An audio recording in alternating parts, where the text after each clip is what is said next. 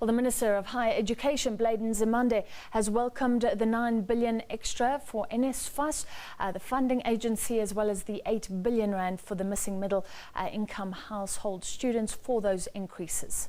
Very good news for myself as Minister and for our department, but most importantly for the students in our country, because this is where these monies are really going to be of benefit.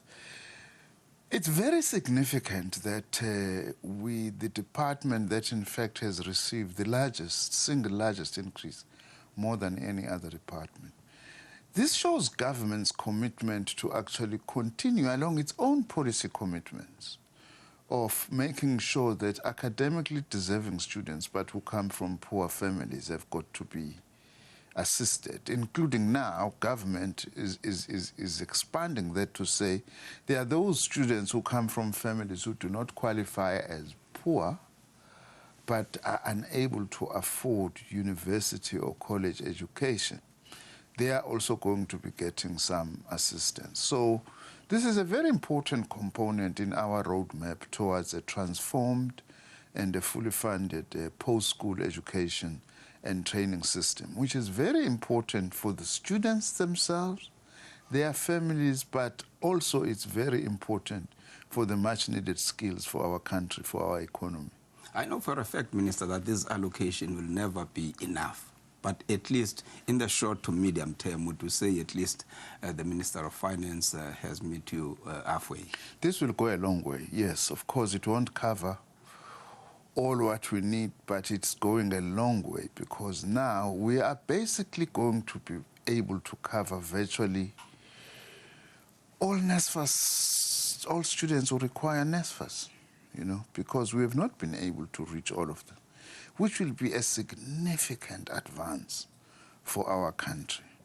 I was saying to one of your colleagues earlier that if I was a student leader, I would be standing up, shouting on rooftops and claiming this as our victory and say, let's go back to class, we'll fight another day. For now, it's very clear that government is serious and actually committed to realizing the kind of post-school education and training that is needed for this country. Are you therefore having a feeling that the students are now becoming unrealistic? Look, the overwhelming majority of students, Manelise, as we speak now, are back in class. Some have even started writing exams. I'm worried about the 3 universities in the Western Cape and the University of the Free State. So that's why we are saying we are calling upon the students from those institutions that haven't gone back to actually go back. Because I'm worried that there is a tiny minority that is beginning to hijack what otherwise has been a very legitimate struggle for access to higher education, especially by poor students and those who come from families who actually cannot be able to afford.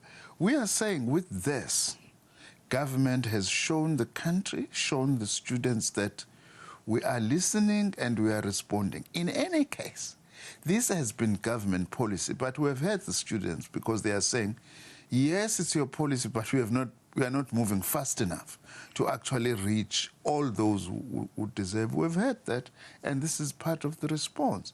In fact, the only way forward now is not to continue boycotting of classes and strikes and destruction. It's for a conversation, is to sit down and have a serious engagement by all the stakeholders in the system.